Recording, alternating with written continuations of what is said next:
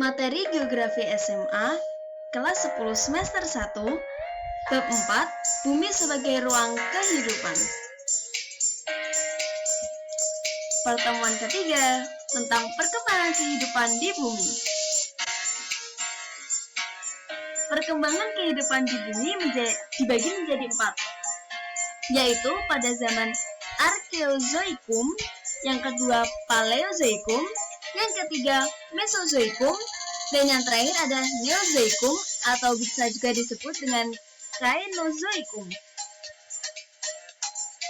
Nah, yang pertama ada Kargezoikum atau zaman tertua atau juga bisa disebut dengan kehidupan purba. Ciri-ciri pada zaman ini yaitu belum ada kehidupan, bumi masih berupa bola gas yang sangat panas berputar pada porosnya dan berlangsung kurang lebih 2.500 juta tahun. Iklim dan cuaca tidak stabil. Nah, ini contoh dari zaman Arkeozoikum. Yang kedua ada Paleozoikum atau masa kehidupan tua. Di sini mulai ada Cambrium, Ordovisium, Silur, Devon, dan Karbon dan juga Perm. Masa Paleozoikum ini sekitar 540 juta sampai 245 juta tahun yang lalu. Ciri-cirinya yaitu pertama, sudah mulai terdapat kehidupan berupa mikroorganisme hewan-hewan kecil yang tidak bertulang punggung, seperti jenis ikan dan jenis gangga atau rumput-rumputan. Yang kedua, ada keadaan iklim bumi masih belum stabil. Yang ketiga, iklim masih berubah-ubah. Dan yang terakhir, curah hujan semakin besar. Dan ini adalah zaman Cambrium, sekitar 540 juta sampai 510 juta tahun yang lalu. Nah, ciri-cirinya yang pertama, muncul kelompok hewan invertebrata yang mempunyai kerangka luar dan bercangkang sebagai pelindung. Fosil yang terdapat di zaman ini ada alga, cacing, spons, koral, molluskas, Echinodermata, Brachiopoda, dan Arthropoda. Dan pada zaman ini, pada Cambrium akhir, terbentuk Gondwana. Sebelumnya Pannotia, yang jadi cikal bakal Antartika, Afrika, India, Australia, sebagian Asia, dan Amerika Selatan. Pada zaman ini, Eropa, Amerika Utara, Greenland masih berupa benua-benua kecil yang terpisah. Yang berikutnya ada zaman Ordovisium, sekitar 510 juta sampai 439 juta yang lalu.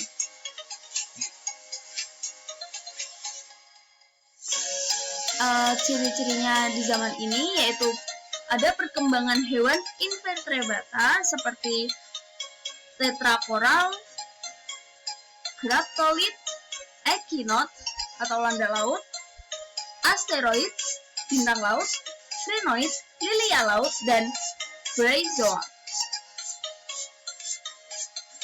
Pada zaman ini, koral dan alga berkembang membentuk karang laut. Dan pada saat ini, meluapnya samudra dan zaman es merupakan bagian peristiwa pada zaman ini. Dan berikutnya ada zaman Silur sekitar 439 juta sampai 408 juta tahun yang lalu. Pada zaman ini ada beberapa perubahan. Yang pertama, terjadi peralihan kehidupan dari air ke darat. Terus ada tumbuhan darat mulai muncul untuk pertama kalinya, termasuk Pterodophyta atau tumbuhan paku. Dan yang berikutnya, di zaman ini di dalam laut hidup kalajengking raksasa dan ikan berahang serta ikan yang berperisai tulang sebagai pelindung. Selama zaman ini, deretan pegunungan mulai terbentuk melintas Skandinavia, Skotlandia, dan pantai Amerika Utara. Yang berikutnya ada zaman Devon, sekitar 408 juta sampai 362 juta tahun yang lalu. Pada zaman ini, perkembangan secara besar-besarannya jenis ikan dan tumbuhan darat. Ikan berahang dan hiu semakin aktif sebagai pemangsa di laut. Hewan amfibi mulai berkembang dan beranjak ke daratan. Di samudra mulai menyempit benua. Raksasa Gondwana melingkupi Eropa, Amerika Utara, dan Tanah Hijau. Yang berikutnya ada zaman karbon. Zaman karbon ini sekitar 360 juta sampai 290 juta tahun yang lalu. Pada zaman ini, perkembangan amfibi dan tumbuhan hutan sangat pesat. Reptilia dan serangga raksasa muncul pertama kali. Dan pada zaman ini, pohon pertama yang muncul adalah jamur klep, tumbuhan fern, dan paku ekor kuda yang tumbuh di rawa-rawa.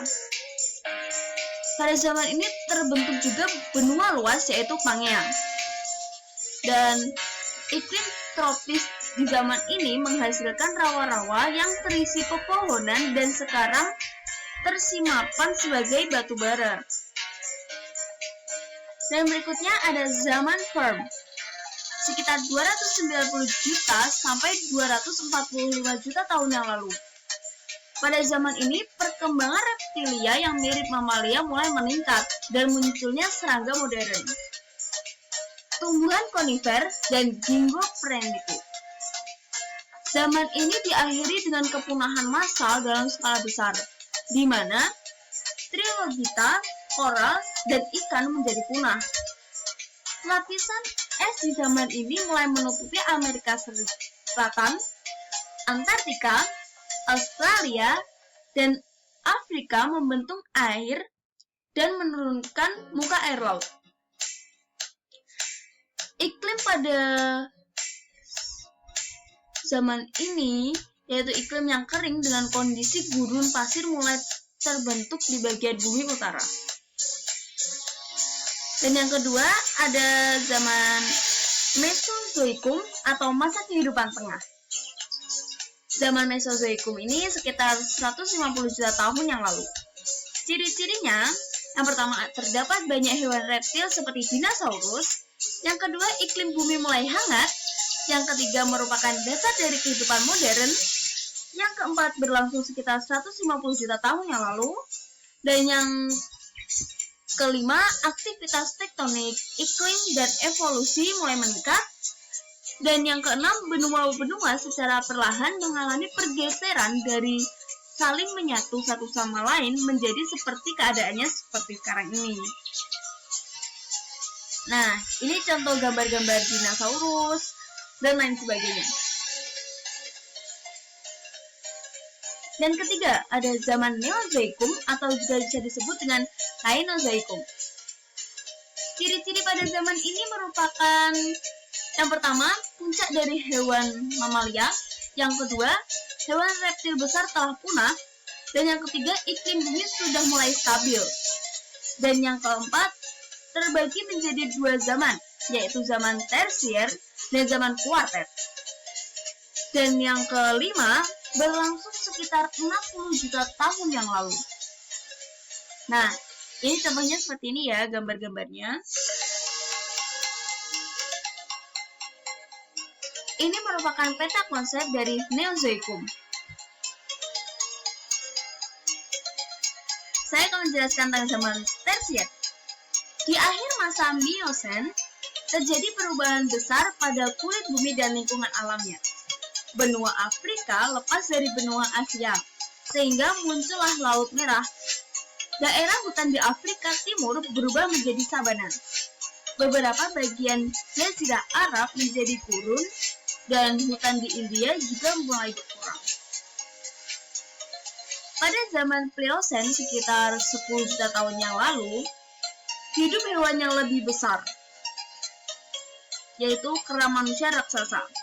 Ditemukan di Bukit Siwalik di kaki pegunungan Himalaya dan Selat Himla sebelah utara India.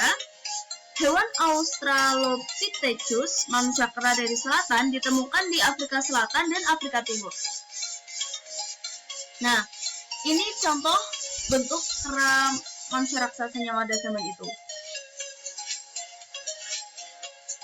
Di Kalimantan Barat, dari kala Eosen akhir ditemukan fosil vertebrata, yaitu sejenis babi hutan purba, dan juga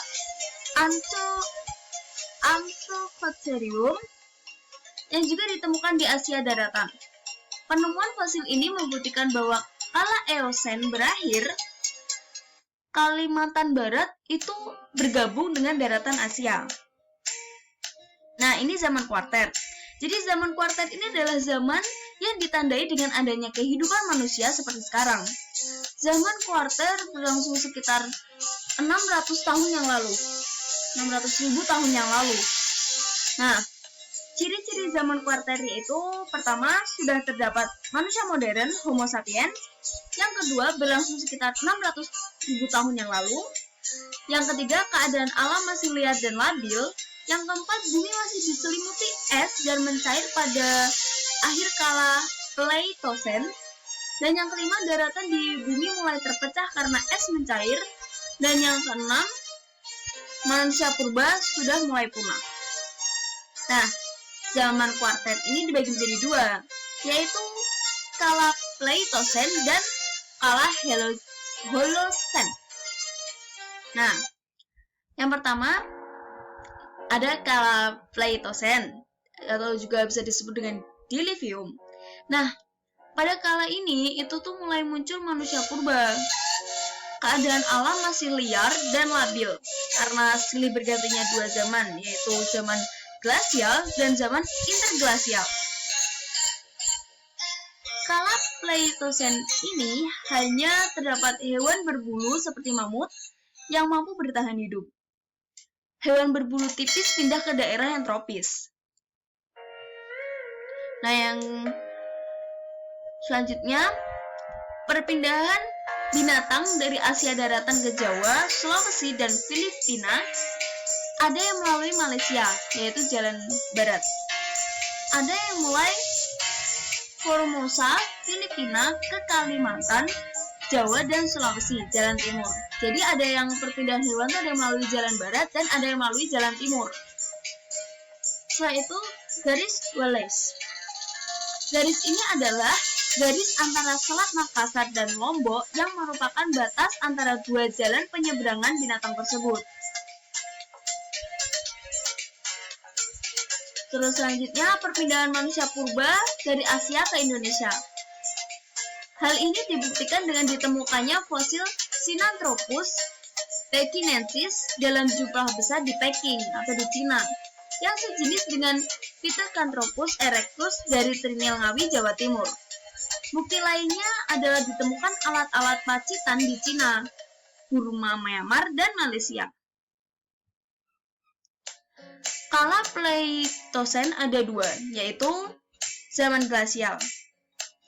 Zaman ini adalah zaman meluasnya lapisan es di kutub utara sehingga Eropa dan Amerika bagian utara tertutup es. Sedangkan daerah yang jauh dari kutub terjadi hujan lebat selama bertahun-tahun. Permukaan air laut turun disertai dengan naiknya permukaan bumi terbagi tempat. Pergeseran bumi dan kerja gunung-gunung berapi, banyak hutan, termasuk Indonesia menjadi kering. Akibatnya muncul paparan Sunda atau disebut juga dengan Sunda plat, dan paparan Sahul bisa disebut juga dengan Sahul plat. Gambarnya ada di sebelah situ ya, bisa kalian lihat sendiri.